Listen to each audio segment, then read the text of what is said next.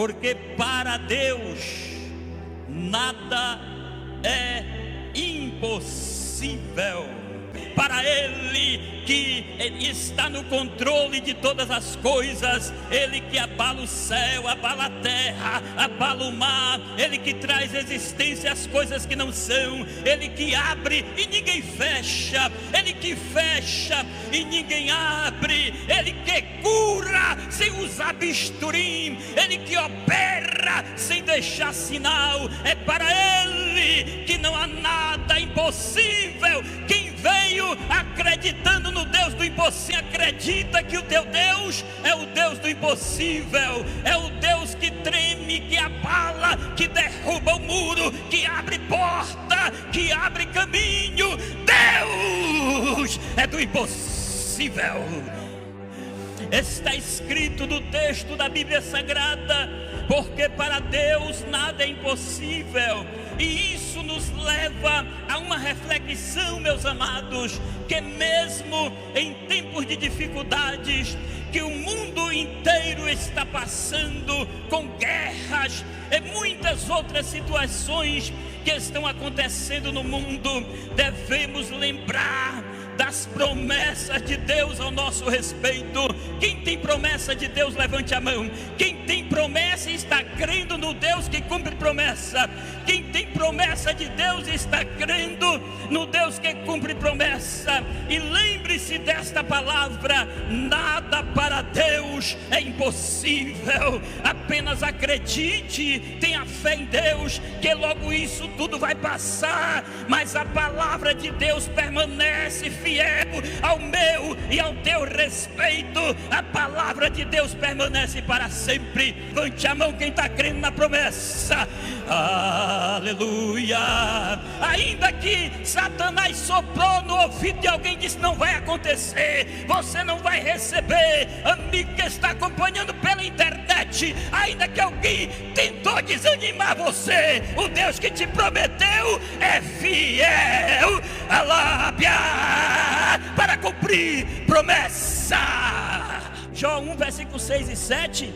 Deus pergunta a Satanás de onde ele vem. Ele vem de passear, rodear pela terra. E aqui no versículo 8 do capítulo 1 de Jó, o próprio Deus dá testemunho de Jó.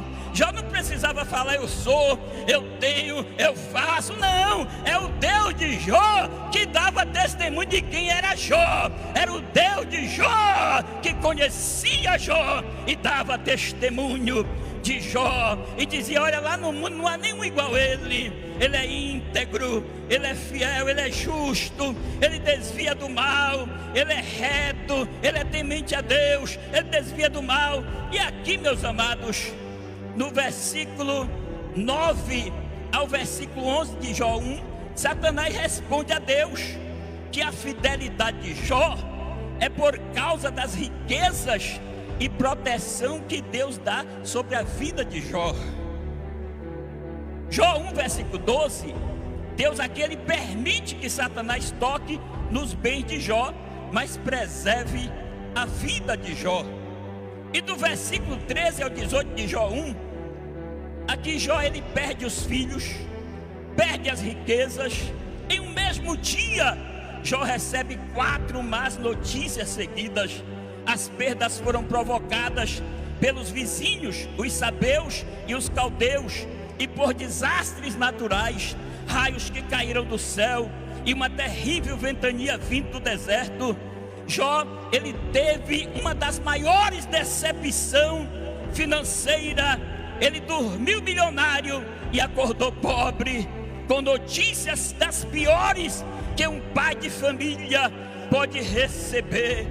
Jó, os seus filhos morreram em um desastre, seu gado morreu em outro, seus pés não sabiam mais onde repousar, os servos de Jó foram mortos ao fio da espada. Mas no capítulo 1 de Jó, nos 2 últimos versículos, no versículo 19 e 20, depois que Jó perdeu seus filhos e as riquezas, ele fica triste, ele rasga as suas vestes, ele ajoelha, ele coloca o rosto no pó da terra terra e ele adora a Deus. Ele diz: eu nu saí do ventre da minha mãe, eu nu para lá tornarei. Foi Deus que deu, foi Deus que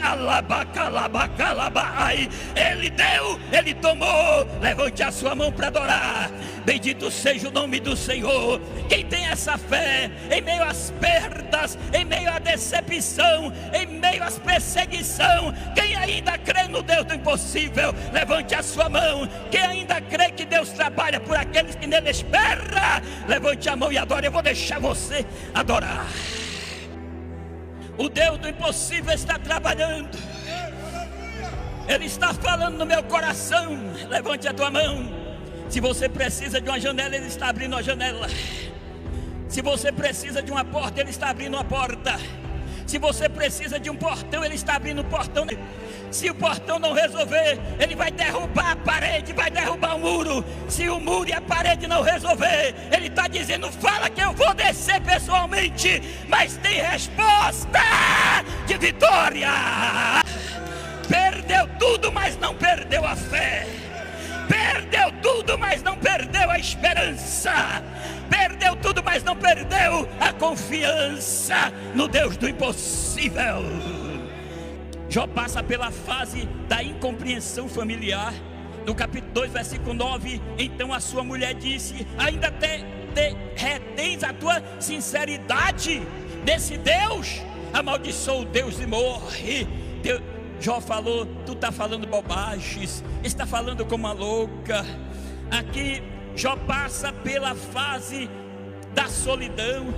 Só Jó estava só no que acreditava. Podemos estar só em meio à multidão, mas não deixe de acreditar. Podemos estar só no meio da multidão, confia no Deus do impossível. Ainda que você não vê nenhuma luz no fundo do túnel, mas Deus, a luz do mundo, Jesus, a luz do mundo, está lá, está trabalhando pela minha tua vida. Não deixe de acreditar. Eu estou sentindo a presença dele. Alá, Biacanda, milagres estão acontecendo agora pelas redes sociais. Aqui na igreja, a mão do Deus do impossível está trabalhando, está trabalhando. Alá, Baxandarábia.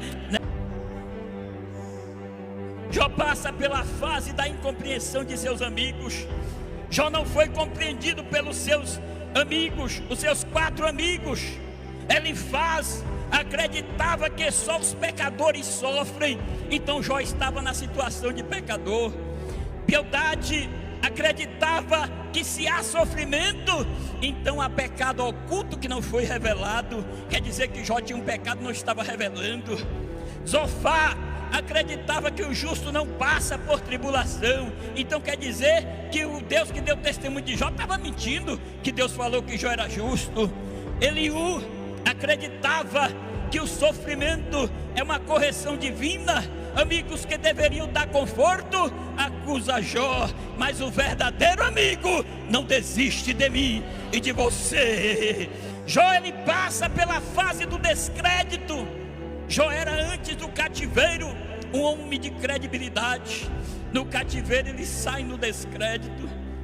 Do final do capítulo 2 ao capítulo 37 do livro de Jó, Deus fica em silêncio.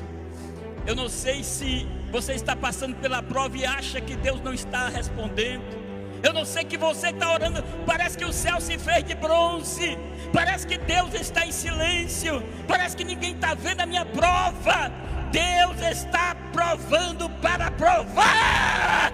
Deus está provando para provar.